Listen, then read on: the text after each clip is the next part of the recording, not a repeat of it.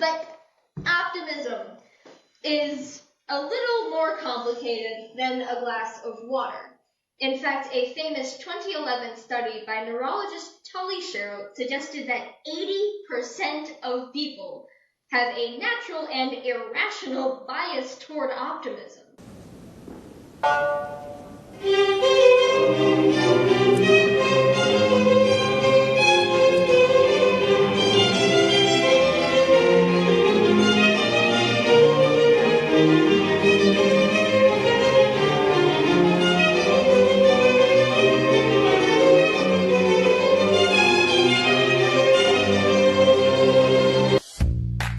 We all love our pets. They're like family. Whether it be their unrelenting love or playful spirit, they'll always have a special place in our hearts. But sometimes they can be difficult to manage. That's where Petcode comes in. Petcode is the world's first all-in-one pet management system. With Petcode, you can manage all aspects of your pet's life, including safety, health, and social well-being. The setup process is simple. Simply head over to our website to get started.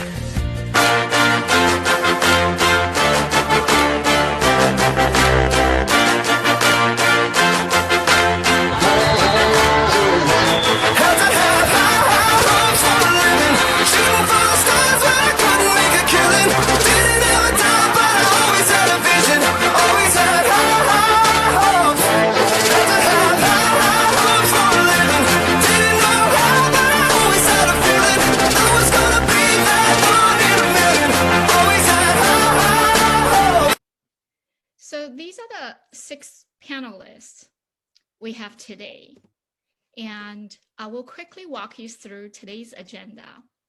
I'm going to introduce those 6 panelists one by one to you so that you get a good sense of who they really are. And we will ask them some very important questions that you may have in mind. And most of them have been with Kyros as part of our community for some time. So I'll spend 5 minutes, tell you a little bit about Kyros community and our support we provide to the high schoolers and their family. Of course, we'll save time for question and answers. So our first speaker, Levi. I've known Levi since he was a junior high schooler, and that's 6 years ago. He did an internship at my first startup. That summer, he arrived at the office 6 a.m. every morning, and he left 11 p.m. every night. I thought to myself, if Levi was to become the next Bill Gates or Jeff Bezos or Elon Musk, I would not be surprised. He is intelligent, hardworking, compassionate, and very well-rounded. So Levi majors in symbolic systems at Stanford, and he's currently pursuing his master's degree in computer science.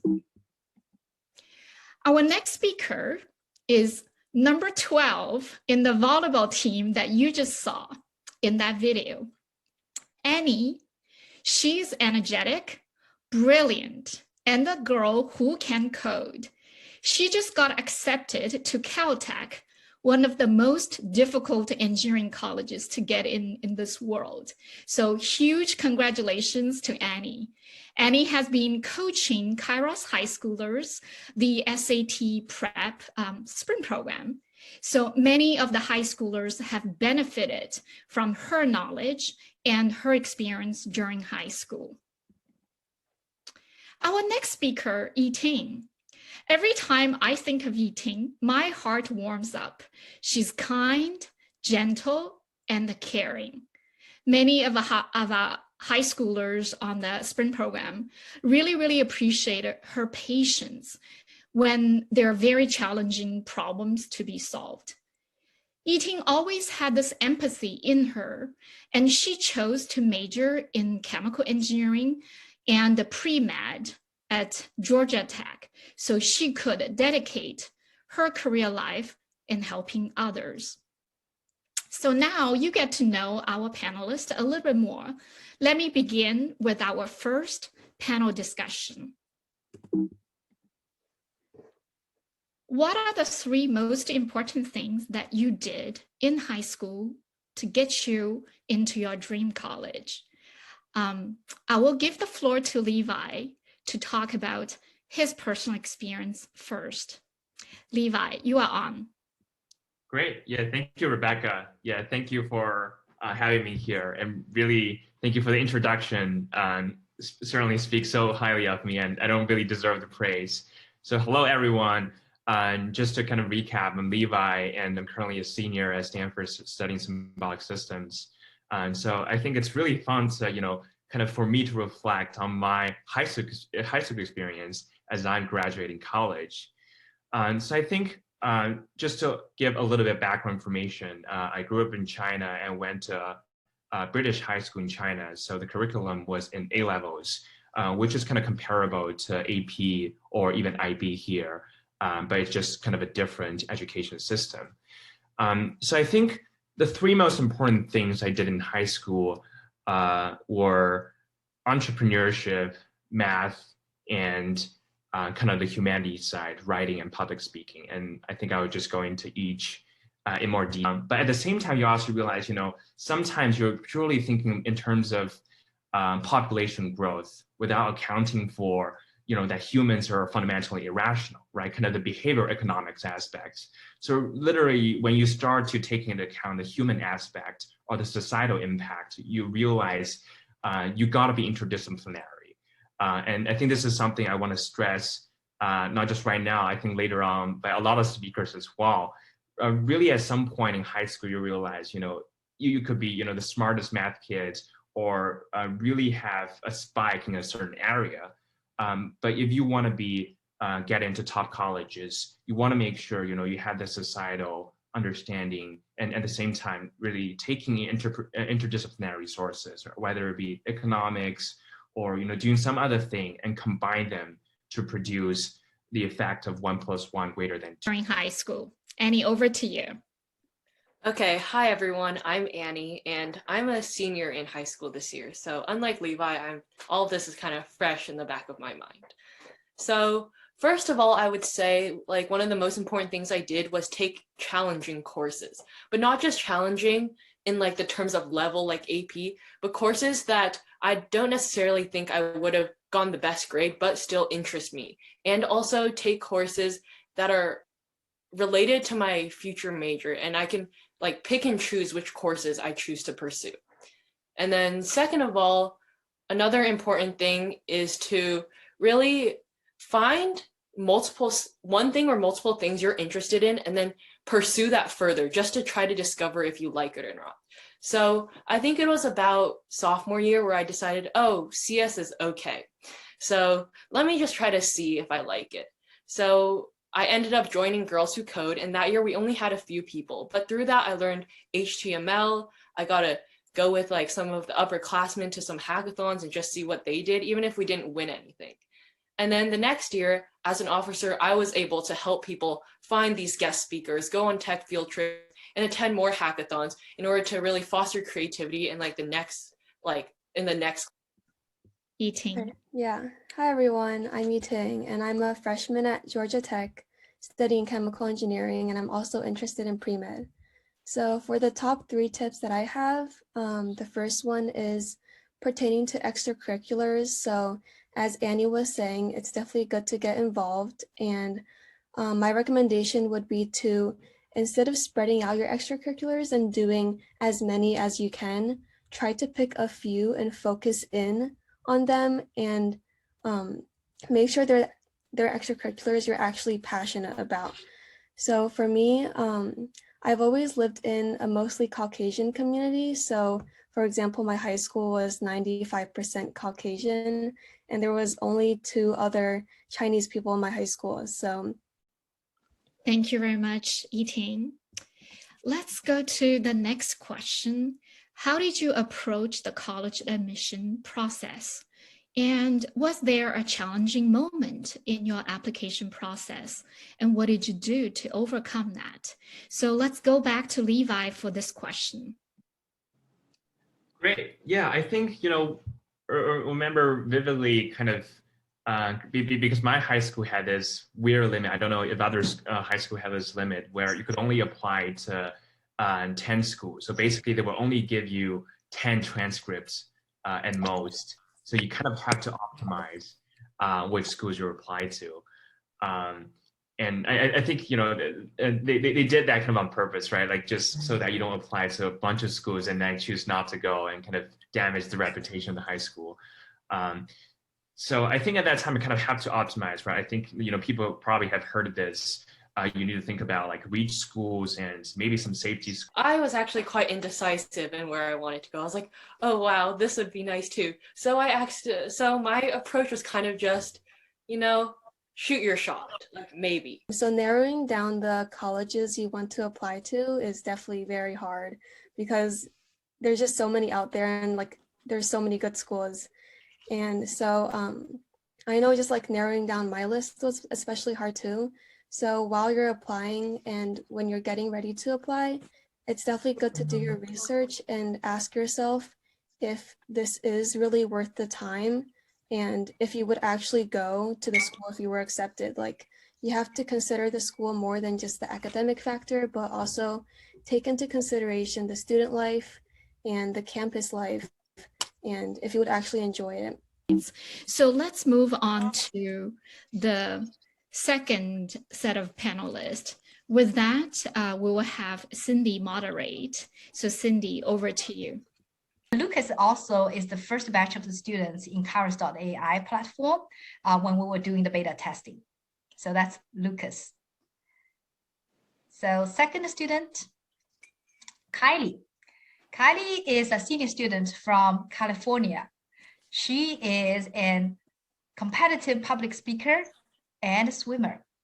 And then if you recall the video we played in the very beginning, I was very impressed by her speech on what optimist panelist, Nikita. I think many of you will feel how amazed, when you saw that video, when she was part of the national championship in the rhythmic gymnastics. So not only, she excels academically, but also, she is highly gifted in arts and performance. So question number 3, what was your turning point to know who you are and what you want to pursue in the future? Please share your stories. All right. Hey, guys. So I guess I'm the first one for this one. Yes. Like she said, my name is Lucas, and I'm currently a senior in high school. So for a turning point, to be completely honest, I wouldn't say that, there was a really, really huge moment where I kind of decided, I woke up one day and I was like, I know what I want to do with my life. But definitely throughout high school, as I did these activities, so things like competing in hackathons, working in the software development club, robotics, just working on personal projects on my own, I found that I slowly gravitated towards computer science, software development, and that kind of. Thanks for having me. Like Cindy said, I'm Kylie, and I do the speech and debate thing, so it's pretty cool to see a bunch of other public speakers here. I think that there were a couple of defining moments in determining what I want to do. Like Cindy said, I am hoping to major in microbiology or something related to that as a pre-med track. So I am hoping to be a doctor. And I think when I was growing up, both of my parents are engineers, so I always wanted to do engineering. I like math, I like building things, I like all of that. And the critical thinking and the problem solving that came with that. So I was like, wow, I really want to be an engineer. And then when I was in 4th grade, my dad got into a skiing accident and actually broke his hip really badly. And so he eventually had to get a hip replacement, but my dad is a runner. And with a hip replacement, running becomes a lot harder. And sometimes you have to stop entirely. And so, 10-year-old me was like, I want to build a better one. So that started me on, maybe I want to do something like biomedical engineering. And then as I got older, it kind of became clear. I took a honors biology course my freshman year. And I remember sitting at the front and learning about DNA replication. And if you've ever seen a video or learned about DNA replication, it is just one small miracle after another. And it's this process that's so integral to life. And I remember thinking, it is so amazing that this works. I want. Yeah, hi everyone. And thank you, Cindy, for the great introduction. Like Cindy mentioned, I'm a junior at Columbia right now, and I'm studying financial engineering. But then, most of my childhood life before college was spent on rhythmic gymnastics and like dancing and a lot of extracurricular activities. So before even going into high school, one decision that I had to make was whether I wanted to pursue rhythmic gymnastics professionally or whether I want to, focus on academics. And so before or going into high school, I communicate a lot with my parents. We talked a lot about, what my long-term goals are and what the different paths would look like in the long term. And we ended up deciding, rhythmic gymnastics, it's a great activity, it's a great hobby to have, but we should still put our main focus on academics. Yeah. So just for the three panelists, I have one more question for you before we merge you with the first panel. So the question I have for you is, would you do anything differently if you look back to your high school planning, including your summer? Lucas? Mm-hmm. Yeah, so I would say I was generally pretty satisfied with, the things I did throughout high school. I guess like the one thing I would have done, and probably my biggest piece of advice is like, especially during your freshman and sophomore year, definitely explore more, do as many clubs as possible or competitions and that kind of. Yeah, like Lucas, I'm lucky I wouldn't say I have any regrets in the classes I took. I focused on, challenging myself in areas that I was interested in and then taking it easy in the other areas, which I think saved my butt, particularly junior year. I had some very tough APs, and if I had gone any heavier on that course load, it would not have gone well. I think when it comes to summers, most of my summers I chose to work. I'm a lifeguard at my local pool. I do some sort of spreadsheet work and data analysis for a local software startup. And of course I have Kyros. I'm helping run math workshops, and I'm hoping to run an essay workshop later in the summer.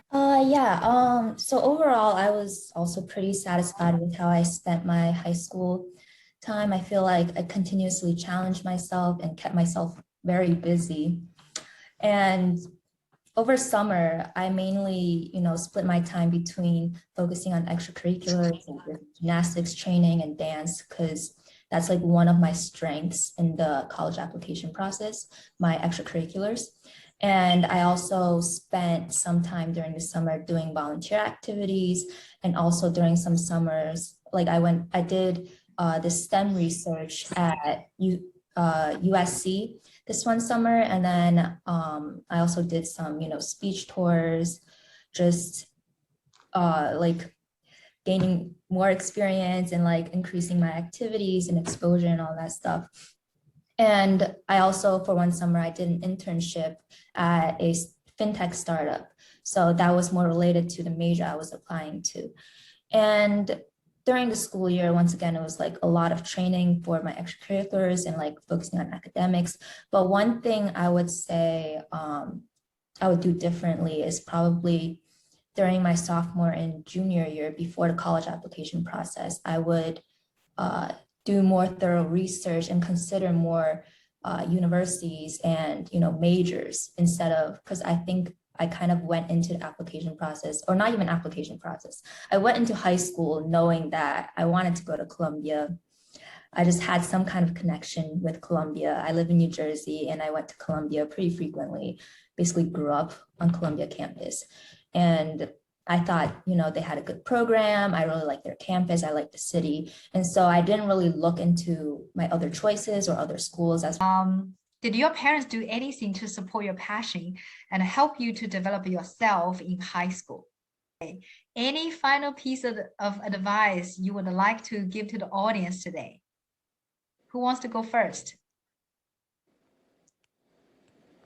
I can go first. I feel like the most important advice is to start early. Like, it's never too early to start preparing or planning for college applications, even before high school. You know, you don't have to physically do anything, but like mentally prepare. Like you will have to prepare these stuff. You need, ask some people who've already applied what things you need to prepare for. Like the activities list, you have to list 10 activities, even though you don't have to write a lot for each of them.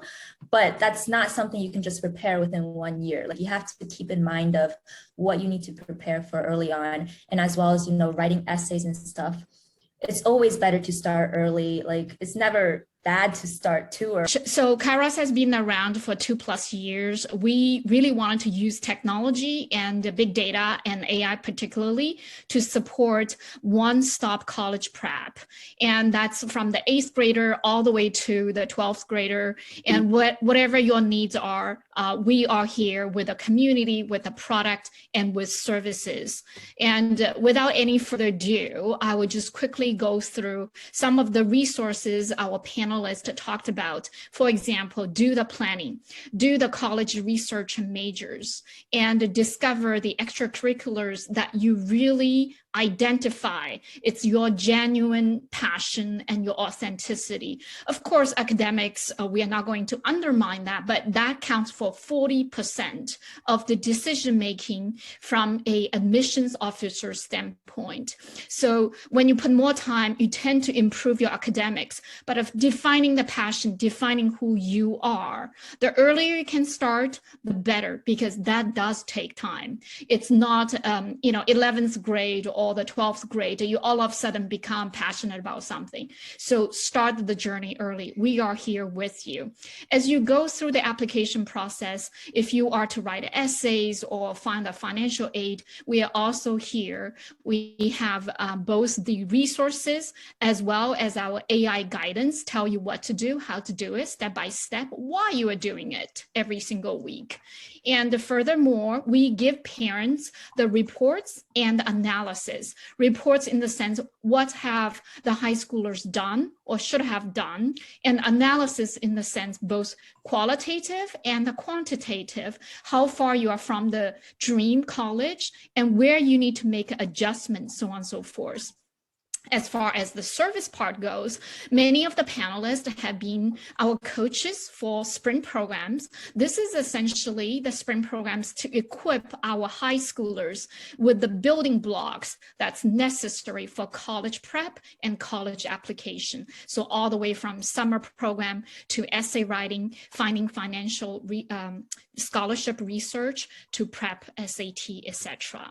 And we do bi-weekly counseling sessions just like today. And every 2 weeks, we are focusing on the specific topic that both parents and students really care about. So do come and join us in 2 weeks from now. And if that's still not enough, we have a group of educators, highly qualified, that they will be providing personalized one-on-one services at an hourly rate, which is much, much more affordable compared to hiring a $40,000 private counselor. So do come talk to us. And one thing I do wanted to underscore is parents, you're in the knowing, but at the end of the day, it's the doing from the high schoolers every week, every day that really matters in defining who they are, discovering their true passion. So now let me talk a little bit about Kyros. Everything that I mentioned is included in the annual membership fee. This is for both parent and the child. We're listed at $1,500, but if you are interested in our special promotion, here is a calendar that you can schedule one-on-one. We're very happy to talk to you about what your needs are and how we can help here. And without any further delay, I know we have 15 minutes past, and we do have a YouTube channel. We have highlights on the past sprint programs and the counseling sessions. So find us, Rise with Kyros, subscribe to it. Every single week, we upload new resources to support you in this journey. Of course, any questions, email